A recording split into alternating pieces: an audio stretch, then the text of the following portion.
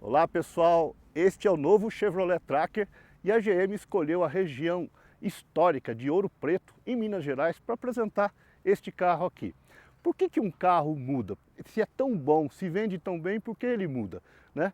Muda porque o mercado também muda, o mercado evolui e às vezes as mudanças nem são tão perceptíveis, mas são necessárias. Toda vez que uma montadora fala que um carro mudou, já começa evidentemente com a parte frontal. A grade, como vocês veem, tem alguma diferença em relação ao carro anterior. Aquilo tudo, faróis Full LED, né? E aqui uma mudança que eu acho bem interessante, tem uma modificação aqui na grade, que aqui tem um buraco onde passa o ar, e isso faz com que o ar vaze para lá, para a região da roda.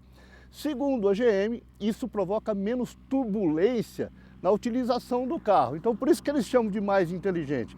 Às vezes você nem percebe assim muitas mudanças visualmente, mas são coisas que vão melhorar o carro. Queria mostrar também a questão da roda.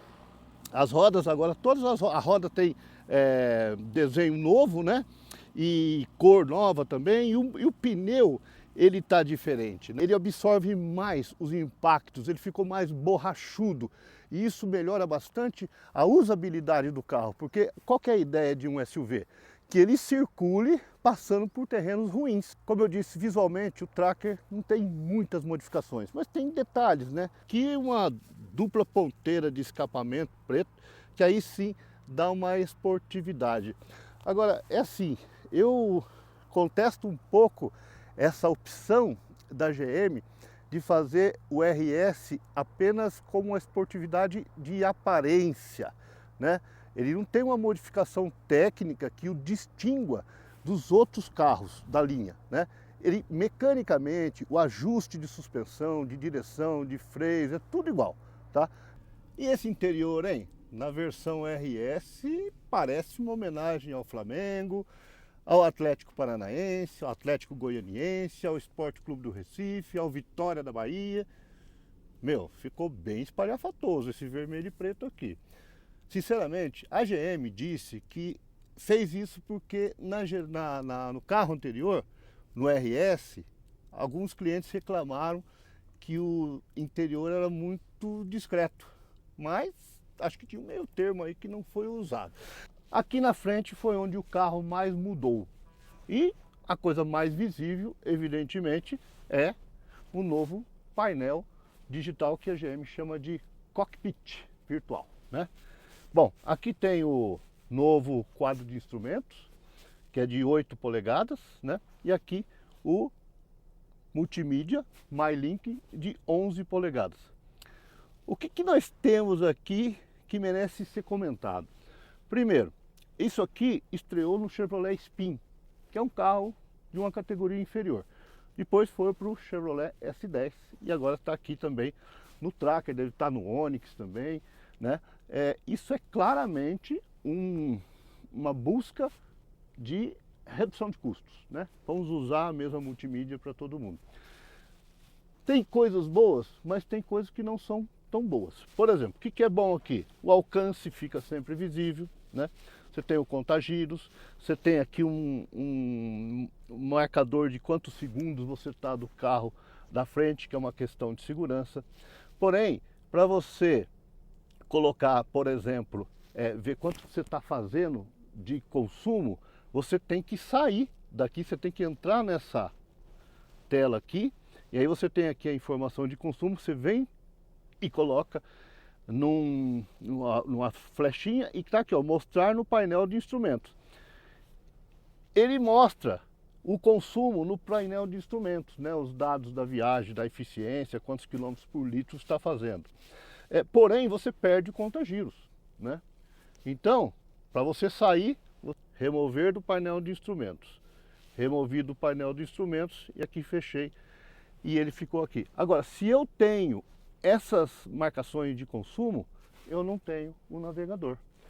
Então, sinceramente, eu não acho que isso seja muito inteligente. Eu acho que isso aqui não foi uma boa modificação. pode até ter ficado mais bonito, ter um charme, a resolução é melhor, tudo bem. Mas não acredito que tenha sido a melhor mudança para o Chevrolet Tracker. Mas aí, vamos dirigir o carro para ver como que ficou. Olha só, vamos fazer uma acelerada aqui para ultrapassar finalmente um caminhão. Ele foi a 5.000 giros, 110 quilômetros por hora. E já deu uma reduzida aqui automaticamente no giro, voltou a 3.000, a 120 quilômetros por hora.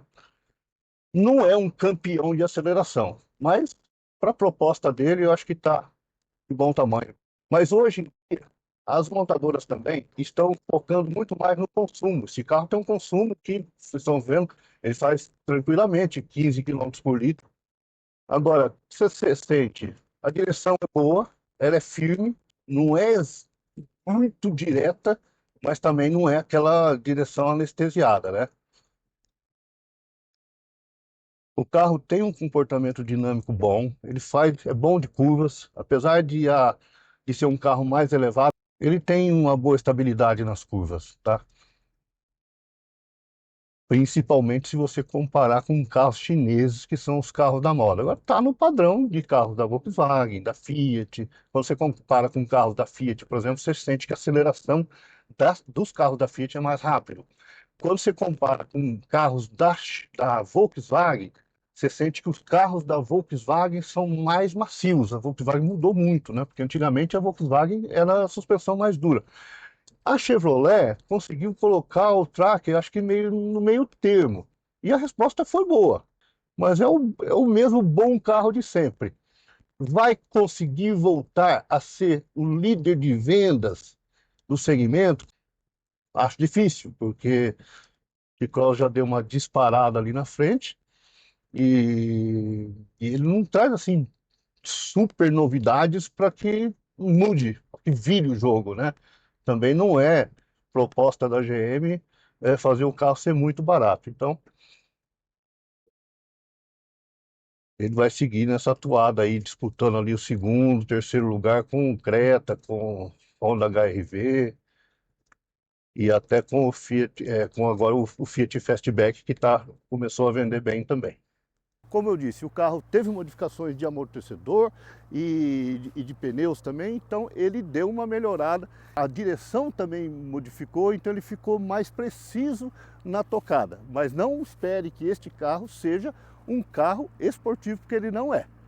O motor 1.2 turbo, ele teve modificações de potência, teve modificações de torque, né? Porque ele conseguiu passar de 132, 133 cavalos para 139, 131 cavalos. Melhorou. O torque também melhorou. Foi de 210 para 224 Nm, né? Esse motor trabalha com câmbio automático de 6 marchas. Ele fazia antes o 0 a 100 em 11,1 segundos, faz agora em 9,7. De 80 a 100 ele ia em 8,6 e agora faz em 8,0. E a velocidade máxima melhorou também de 180 para 190 km por hora. Agora, o mais importante é o seguinte, este carro está dentro das novas regras de redução de emissão, então ele também ficou mais econômico. O carro também ficou um pouco mais amigável ao meio ambiente. A emissão de CO2, que era de 117 gramas por quilômetro, passou a ser de 111 gramas. Não tem ainda o sistema híbrido que a GM está prometendo para 2026, mas mesmo com essas modificações, eles já conseguiram alguns ganhos de consumo. Olha só, ele faz agora com gasolina, antes ele fazia na estrada 13,2, foi para 13,7. Na cidade fazia 10,4, foi para 11,0, foi uma boa melhora aí. E com etanol, na estrada de 9,2 passou para 9,7 e na cidade de 7,2 para 7,6. Convenhamos que são números ainda muito discretos perto daquilo que a GM pode fazer. Mas uma coisa é certa, a GM prometeu que ia melhorando aos poucos esses carros, mesmo sendo com os motores turbo, afinando alguma coisa aqui, mexendo alguma coisa ali, antes de você chegar a um sistema que eles nem queriam fazer, que é o híbrido, porque o foco da GM é ser mesmo carro elétrico, mas o híbrido chega em 2026. Por enquanto você tem aqui um Tracker 1.2 que faz 13,7 km por litro de gasolina na estrada. Bom, com essas modificações, são duas versões com motor 1.2 turbo, né? Que é o Premier e esse aqui, que é o RS. Não são baratos. O Premier custa R$ 189.590 e esse aqui custa R$ 190.590. A GM foi campeã de vendas de SUVs com o Tracker, tá? Esse carro vendeu mais de 70 mil unidades, depois teve uma queda aí, principalmente este ano. Será que ele vai conseguir recuperar esta liderança? A disputa da GM com o Volkswagen T-Cross. Não sabemos se vai chegar a tanto, mas uma coisa é certa. Vocês lembram quando a GM era líder com o Onix? O Onix vendia 240 mil unidades no ano. Ele deixou de vender isso e a diferença que o Onix passou a vender foi exatamente o que o Tracker passou a vender, porque ele entrou no mercado para fazer uma dobradinha Onix e Tracker. Se esse carro não tivesse chegado no mercado, certamente a GM estaria numa posição difícil hoje. Então, o Tracker foi um carro que movimentou e ajudou muito a GM e ele é um carro muito importante nos negócios dessa montadora que tem muito futuro ainda na história do Brasil.